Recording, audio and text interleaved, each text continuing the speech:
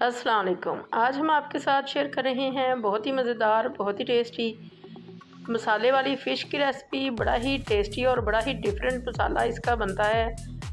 बड़ा ही dry dry और बड़ा ही टेस्टी। तो करारा सा ये मसाला बनाने के लिए बिल्कुल डिफरेंट तरीका यूज़ किया जाता है, जो कि हमारी अम्मी जान ने हमारे बचपन में हमें बहुत ज़्यादा ये रेसिपी बना बना के खिलाई है। तो हम भी आज ये बना रहे हैं। इसको नान के साथ या फिर रोटी पराठे के साथ सर्व किया जाता है और ये बड़ी ही खिली खिली सी और ड्राई ड्राई सी फ़िश बनती है, जिस मेथड से हमारी अम्मी बनाया करती थी।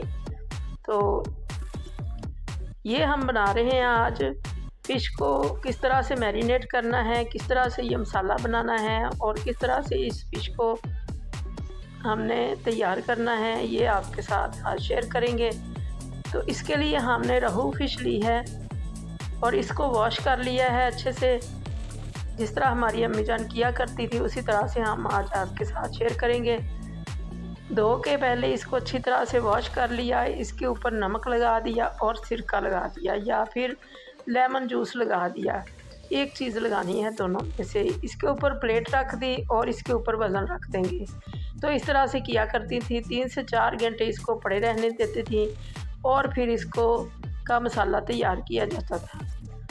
तो इसमें से जो पानी वगैरह होता था फ़िश का, वो निकल जाया करता था। तो ये अब हम मसाले की तैयारी कर रहे हैं। ये अनारदाना लिया है, तकरीबन 2 टेबल स्पून है ये, और इसके अंदर से हम अच्छी तरह से फालतू चीज़ें निकाल देंगे। कंकर वगैरह भी होते हैं और छिलके के पीसेस भी होते हैं। तो ये हमने इसको 2 से 3 घंटे, जब हमने मैरिनेट की फ़िश उसी वक्त पानी इसमें डाल के सोक कर दिया इसको। ये बहुत अच्छा सा फूल चुका है। तो इसका जो बीज है ये बहुत आसानी के साथ कुंडी के अंदर फिर पिस जाता है, दाना इसका बाकी नहीं रहता। तो इसके अंदर हमने अजवाइन ली है, 1/2 टीस्पून है ये। साबुत धनिया इसमें जाएगा 3 टीस्पून और साबुत ज़ीरा है ये 1 टीस्पून। अब इन सारी चीज़ों को हम अच्छी तरह से पेस्ट की फॉर्म में कर लेंगे, अच्छी तरह से कूट लेंगे। तो ये हमारा तैयार हो चुका पेस्ट। अब हमने ये 2 बड़े बड़े प्याज लिए हैं, इनको बिल्कुल बारीक चॉप कर लिया है। अब इधर हमने लिया है 1 कप भर के ऑयल का। इसके अंदर हमने जो प्याज बहुत अच्छे से बारीक चॉप किए थे उनको अच्छी तरह से अब फ्राई करना है। ज़रा सा प्याज को भून के तो इसके अंदर हम लहसुन का पेस्ट ऐड कर देंगे। 1 टीस्पून है ये फुल। तो इसको अच्छा सा भुनेंगे मीडियम फ्लेम पे। तो ये अच्छा सा भून चुका है। इसके अंदर अब हमने सिर्फ मिर्चें ऐड कर दी, तकरीबन 1.5 टीस्पून। 1 टीस्पून इसमें नमक ऐड किया है और हल्दी 1/2 टीस्पून। नमक इसमें एहतियात से डालेंगे क्योंकि फ़िश में नमक है। तो मसाले के लिए हमने इसमें डाल दिया है नमक। और ये हमने 1 कप डाल दिया है दही का। दही के साथ फ़िश का जो मसाला तैयार होता है वो बहुत ही अच्छा होता है। ये सब्ज़ मिर्चें ऐड कर दी, अपने टेस्ट के हिसाब से कर दें। हमने 1 टेबल स्पून फुल भर के डाल दी हैं। ये अदरक है हमारे पास 1 टीस्पून फुल भर के। तो इन सारी चीज़ों को अब अच्छा सा हम भून लेंगे। दही जो है ये फ़िश के मसाले में बहुत ही मज़े का लगता है। तो इसको हमने अच्छा सा भून लिया। अब ये जो हमने मसाला कुंडी में तैयार किया है अनारदाने वाला, उसको अब हमने ऐड कर दिया। अब इसको दोबारा से भुनेंगे। जैसे जैसे ये भुनेगा इसका कलर थोड़ा सा डार्क होता जाएगा। जैसे ही इसका जो है ऑयल सेपरेट होगा, इसके अंदर हम फ़िश डाल देंगे। अभी हमने थोड़ा सा पानी डाल दिया है ताकि मसाला अच्छा सा रेडी हो जाए। तो पानी हमने 2 से 3 टेबल स्पून डाले हैं, ज़्यादा पानी नहीं डाला।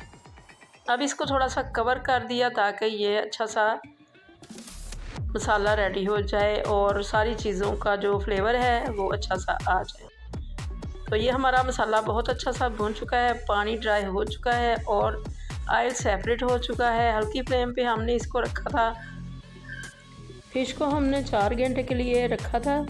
तो अब ऐसे ही इसको उठा के इसके अंदर डाल देंगे। पानी सारा इसका नुचड़ चुका है। अब इसको हमने रख दिया इस मसाले के अंदर और इसको मीडियम फ्लेम के ऊपर पकाएंगे 5 मिनट। 5 मिनट के बाद इसको इस तरह से हमने बड़ा आराम से हिला दिया। नीचे से हमने बेस को हिलाना है ताकि नीचे मसाला लगे ना। स्पैचुला हमने लिया है बहुत सॉफ्ट सा, जिसके साथ इसको हिला रहे हैं। हमारी अम्मी जान इसको हिलाती थी, पकड़ के दोनों साइडों से पैन को हिलाया करती थी, तो फिर वो अंदर से फ़िश भी हिल जाया करती थी। तो हमने स्पैचुला ले लिया है, कोई सॉफ्ट सा स्पून लें, हार्ड स्पून ना लगाएं क्योंकि फिर फ़िश बहुत जल्दी टूट जाती है। जैसे हमने इसको मैरिनेट किया है इस तरीके से करेंगे तो कभी भी आपकी फ़िश टूटेगी नहीं, बिखरेगी नहीं, घुलेगी नहीं, क्योंकि इसका जो सारा पानी होगा वो निकल जाएगा। तो ये हमने 5 मिनट के बाद पहले इसको नीचे से हिलाया था और इसकी साइड चेंज की थी, और 5 मिनट के बाद इसको हमने फिर से साइड चेंज कर दी। और इस तरह से हम मसाले को इधर उधर करके देख रहे हैं कि नीचे मसाला लगा तो नहीं। तो इस तरह से इसको हमने तकरीबन 12 मिनट के लिए पकाया है दोनों साइडों से। 6-6 मिनट लगे हैं इसको, और जो इसका एक्स्ट्रा पानी वगैरह जो निकला है थोड़ा बहुत वो भी ड्राई हो गया।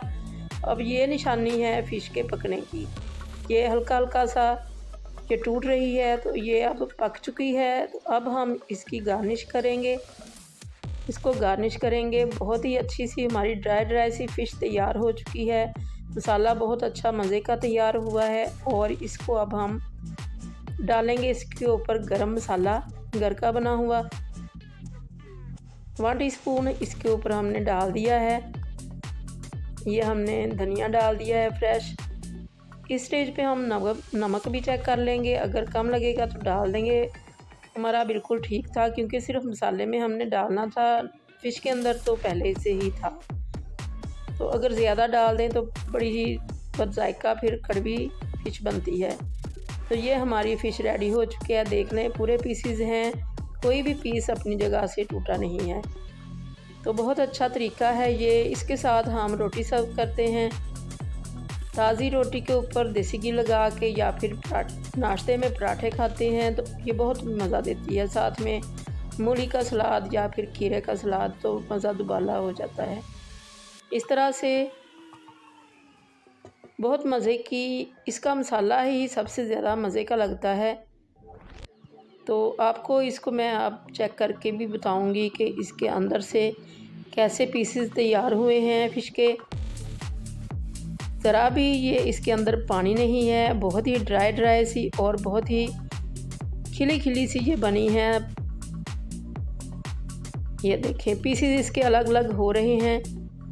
तो अच्छी फ़िश की निशानी यही होती है कि उसके अंदर पानी बिल्कुल ना हो और घुली सी ना बने। तो थोड़े टाइम में भी अगर आपने बनानी हो तो इस तरह से बनाएं, और अगर इसको कम से कम ओवरनाइट रख लें तो फिर तो ये बहुत ही मज़े की, बहुत ही ज़्यादा अच्छी फ़िश बनती है, बिल्कुल भी टूटती नहीं है। और मसाले का कलर इधर बहुत ज़्यादा डार्क नज़र आ रहा है, मगर इतना ज़्यादा काला नहीं हुआ है।